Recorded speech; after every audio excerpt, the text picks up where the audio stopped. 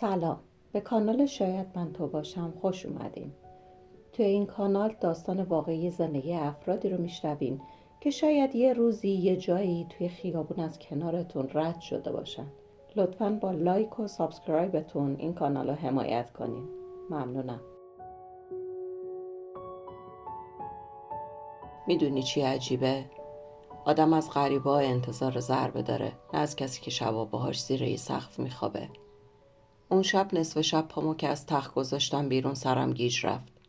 رفتم تو آشپزخونه، یه لیوان آب خوردم. نور گوشی میلاد از توی هال میزد بیرون. صداش زدم. میلاد، چرا نخوابیدی؟ برگشت سمتم لبخند زد. تو چرا بیداری؟ برو بخواب عزیزم، من کار دارم. رفتم جلو. نشستم روبروش. گوشی رو گذاشت روی میز. برعکس. نگاش کردم. رمز گذاشتی؟ یه ذره مکس کرد. آب دهنشو قورت داد. آره، از بس بچه‌های شرکت فضولی میکنن. مجبور شدم. ولی من که بچه‌های شرکت نیستم. نازی، اعتماد با رمز نمیشکنه.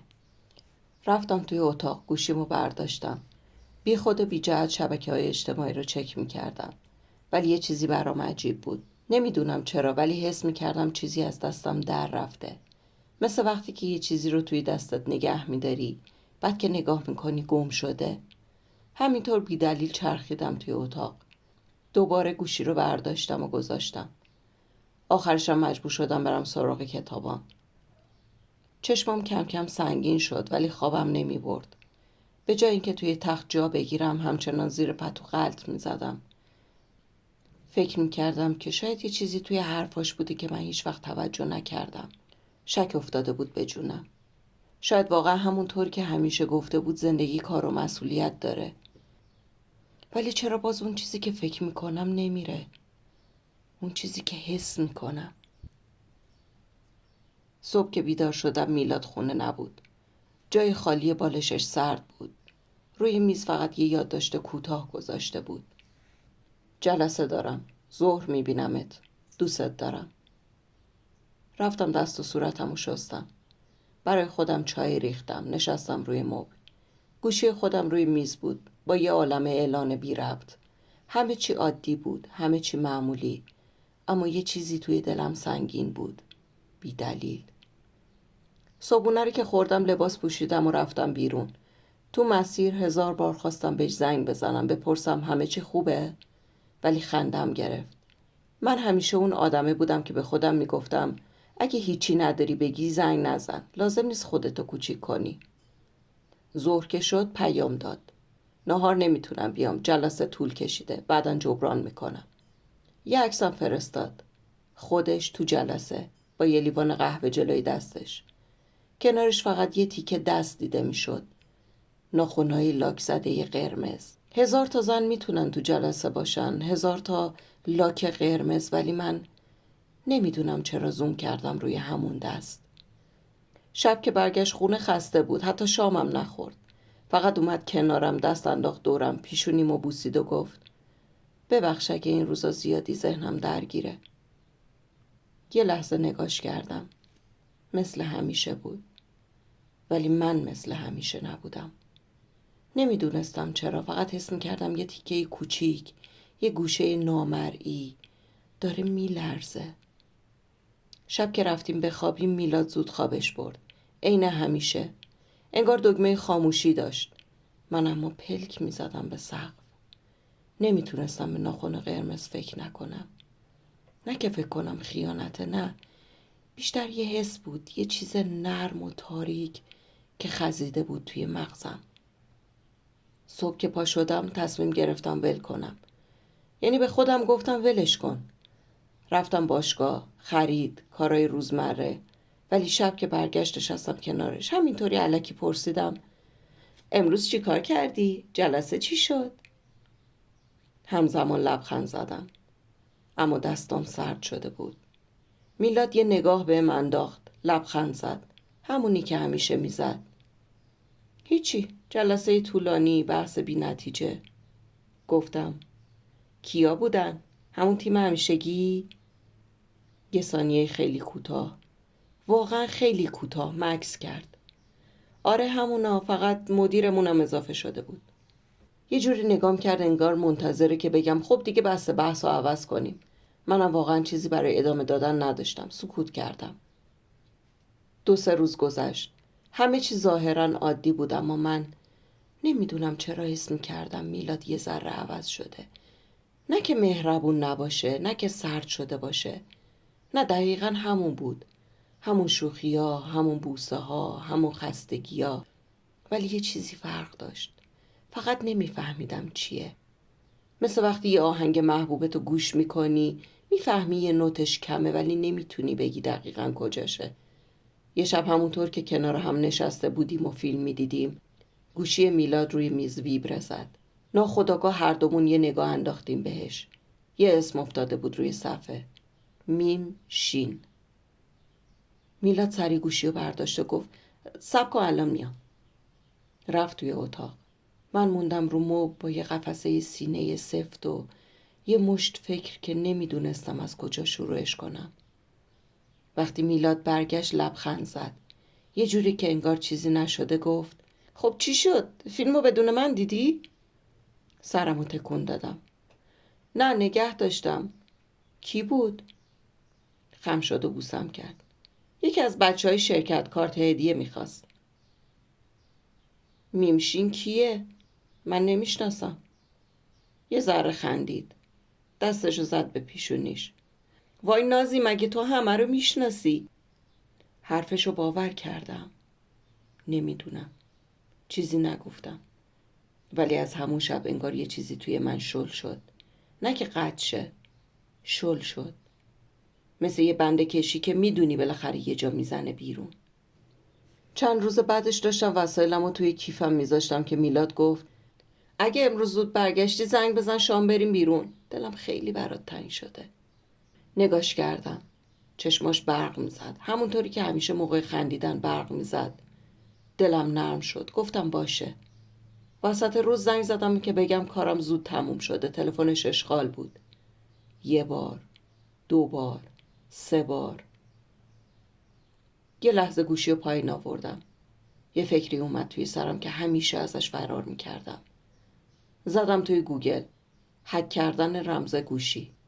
بعد خندم گرفت از خودم. نه، من اون آدم نیستم. من اگه چیزی بخوام باید بپرسم. شب که برگشت خسته بود. شامو که خوردیم نشستیم چایی بخوریم که گفت میرم دوش بگیرم. وقتی رفت حموم یه دفعه چشمم افتاد به گوشیش. روی میز بود. فقط چند سانت با انگشتام فاصله داشت. دستم رفت سمتش. بعد ایستادم. یه نفس عمیق کشیدم. نازی چته؟ دیوونه ای؟ چرا میخوای بری سراغ چیزی که حتی نمیدونی هست یا نه؟ رفتم توی اتاق نشستم رو تخت. چشامو بستم. صدای آب، صدای در، صدای پاهاش روی زمین. همه عادی بود. همه مثل همیشه بود. ولی ته دلم یه جوری بود. یه جوری که خودمم نمیفهمیدم. فقط میدونستم اگه ادامه بده دیگه نمیتونم برگردم.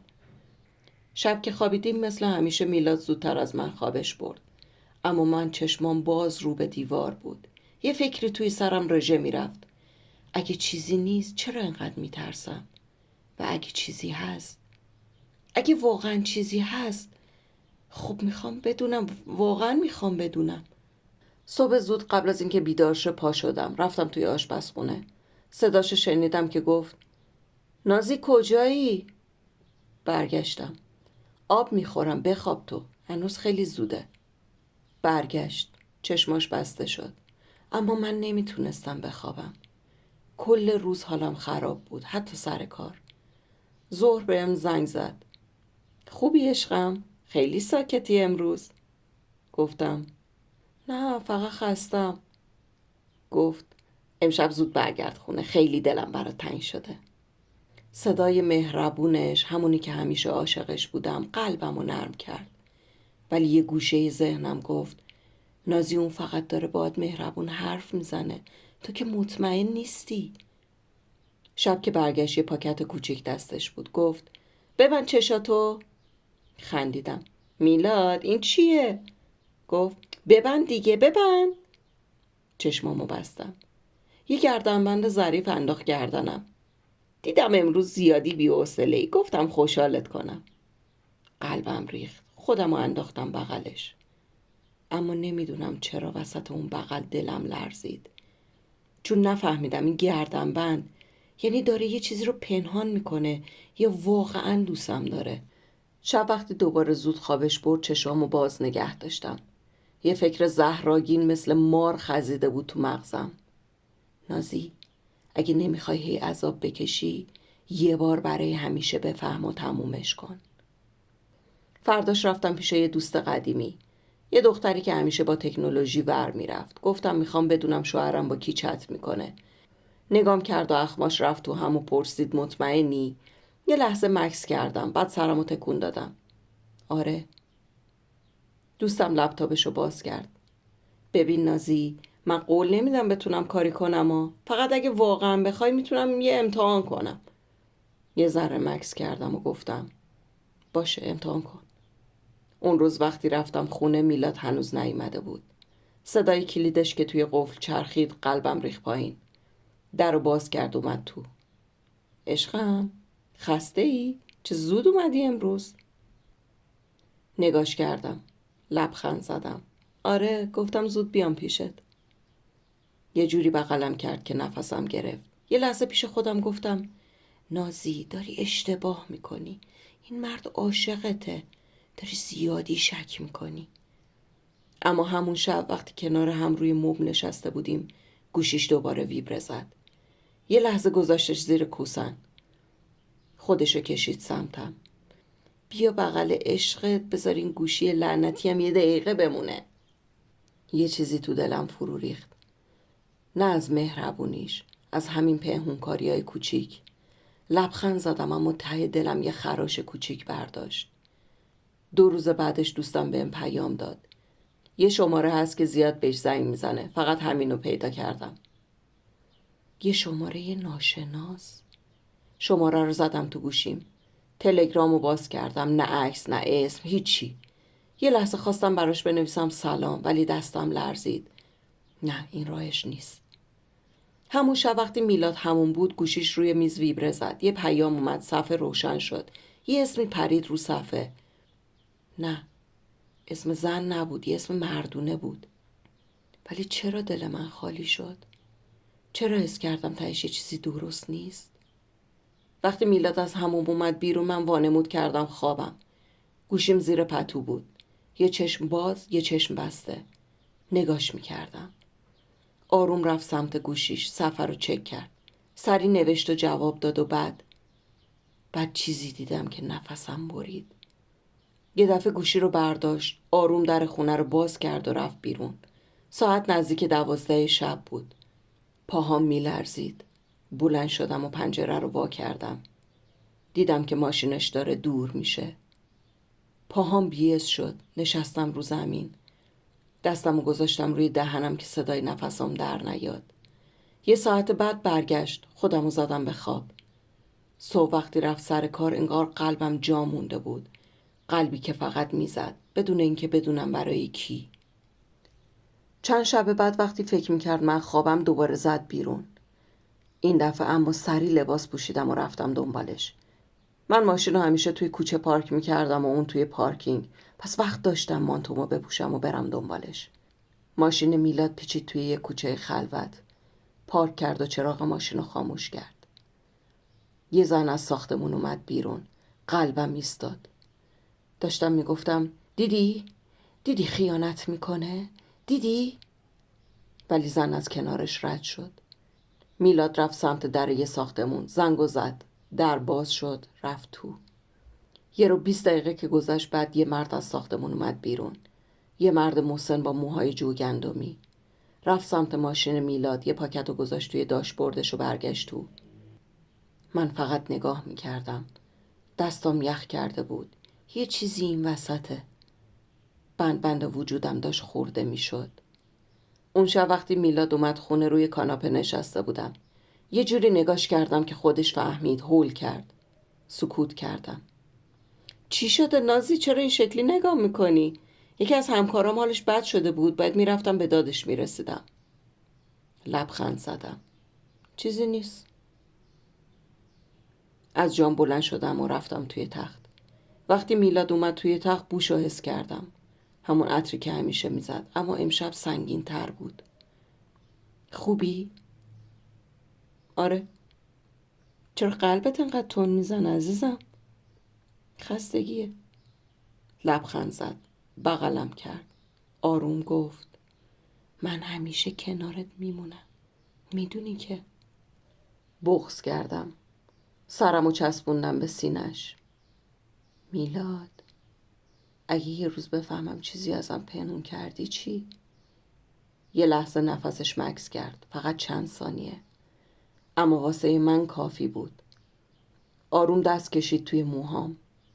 نازی، همه آدما چیزایی دارن که سخت میتونن بگن. همه. مهم اینه که بدونه کی کنارت میمونه، نه چی پنهون کرده. اون شب تا صبح خوابم نبرد. چشامو بستم ولی ذهنم بیدار بود. ماشین شرکت اومد دنبالش. رفت سر کار. منم رفتم سراغ داشبورد ماشینش. چیزی که دیشب اون مرد محسن گذاشته بود اونجا رو برداشتم. یه پاکت قهوه‌ای بود. بازش کردم. یه سری مدارک پزشکی و یه عکس. قلبم لرزید. یه بچه؟ یه دختر کوچولو؟ عکس میلاد با یه بچه 3-4 ساله و یه سری مدارک پزشکی. این بچه کیه؟ چرا میلاد باهاش عکس گرفته؟ دستام لرزید. اون روز عصر میلاد زودتر از همیشه اومد خونه. من داشتم توی آشپزخونه قهوه درست میکردم که صدای کلیدش رو شنیدم. قلبم ریخت. سلام نازی جون، چه بوی خوبی میاد. برگشتم سمتش. لبخند زدم. قهوه است. خسته ای؟ یه روز خسته کننده لعنتی دیگه. اومد جلو لپم و بوسید. گوشیشو گذاشت روی میز رفت سمت حموم. قلبم توی گلوم میکوبید. یه لحظه به خودم گفتم الان وقتشه. الان گوشیو بردار، نگاه کن، رمزو پیدا کن. دستمو بردم سمت گوشیش ولی لرزیدم. عقب کشیدم. یه جور عجیب. یه جوری که انگار اصلا نمیخواستم بدونم. نمیخواستم با چشامم ببینم. شب میلاد خوابید. من اما بیدار موندم. فکر کردم به اون مرد مسن، به اون ساختمون، به اون بچه‌ای توی عکس.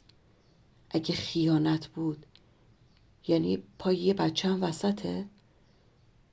یه جای ذهنم شروع کرد به چرخیدن.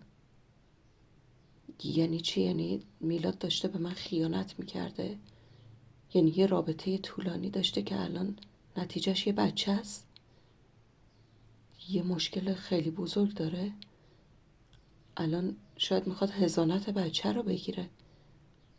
1000 تا فکر توی ذهنم میومد. فردا عصرش رفتم جلوی ساختمون. میخواستم بفهمم. توی ذهنم این بود که شاید اون بچه از یه ازدواج دیگه است.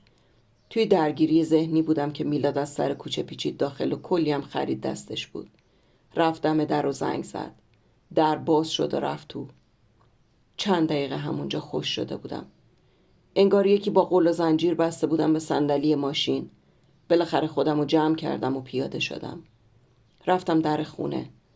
از ترس چیزایی که ممکنه ببینم و بشنوم دستام عرق سرد کرده بود و نفسم تنگ شده بود. چند بار دستم رفت روی زنگ و اومد پایین. با خودم گفتم اصلا مرگ یه بار، شیون یه بار. زنگ در رو زدم. یه زن مسن در رو باز کرد. ببخشید میلاد اینجاست؟ زن یه لحظه مکث کرد. آقا میلاد؟ شما؟ شما نازی هستین؟ بله. وای عزیزم بیا تو بیا تو. شوکه بودم. منو از کجا میشناسه؟ اصلا این کیه؟ رفتم تو. هوا سنگین بود. بوی نم، بوی دیوارای کهنه. زن یه اتاق نشونم داد. رفتم اونجا و در رو باز کردم. یه دختر کوچولوی لاغر و رنگ پریده روی تخت خوابیده بود. میلاد کنارش نشسته بود و داشت قربون صدقش میرفت و نازش میکرد. یه نایلون دارو هم کنارش بود. با دیدن من جا خورده از جاش پرید ولی چیزی نگفت. خانم از در رفت بیرون. توی قاب در ایستاده بودم. خانم با یه سینی چای اومد تو و گفت کاش شما هم همیشه با آقا میلاد می اومدین. درسته خونه ما فقیرانه است ولی گندم با دیدن شما خوشحال‌تر میشد. میلاد با سر اشاره کرد که برم و کنارش بشینم. انگار یکی با شلاق زده بود تو صورتم. اصلا نمیدونستم اونجا چی کار میکنم. اصلا اینا کیان؟ همون مرد مسن که قبلا دیده بودم هم اومد توی اتاق. در حالی که وارد میشد گفت اگه کمک آقا میلاد نبود الان گندم ما هم پیش پدر و مادرش زیر یه تل خاک خوابیده بود. انگار تمام ابرها داشتن یکی یکی کنار میرفتن. میلاد گفت هر کس دیگه هم جای من بود همین کارو میکرد. مرد گفت نه جوون، اون نامردی که اون شب زد به الهام و شوهرش و گندم وای نساد کمک کنه، فرار کرد. تو بزرگی کردی، وگرنه همین یه ذره امیدم که الان یه گوش است برای ما دوتا نمونده بود. من فقط شنونده بودم. از اینکه میلاد ازم پنهان کرده بود ناراحت بودم، از اینکه خیانت نکرده خیلی خوشحال بودم و از دست خودم به شدت عصبانی. زن ادامه داد خدا خیرش بده. نازی خانم، اگه آقا میلاد نمیافتاد دنبال دو و درمون گندم ما از پس هیچی بر نمی اومدیم. گفتیم هم نکن ما راضی نیستیم. گفت حتما یه حکمتی داشته خدا منو اون لحظه گذاشته بوده اونجا. میلاد جواب داد حاج خانم شما مثل پدر مادر من، چه فرقی میکنه؟ به خدا اینجوری حرف میزنین من شرمنده میشم. پیرمرد گفت والا ما که امیدی نداشتیم، تو شدی امید این خونه. گندم هر روز برای دیدنت لحظه شماری میکنه. دختر بچه با کش و قوسی از خواب بیدار شد. با دیدن میلاد از جاش پرید، اما انگار پاهاش حرکت نمیکردن. میلاد از جاش بلند شد و بغلش کرد. تازه متوجه ویلچر گوشه اتاق شدم. اون بچه توی اون سن قطع نخاع شده بود. توی راه برگشت به خونه هر دومون سکوت کرده بودیم. ولی یه چیزی توی دلم شکست. چشمامو بستم.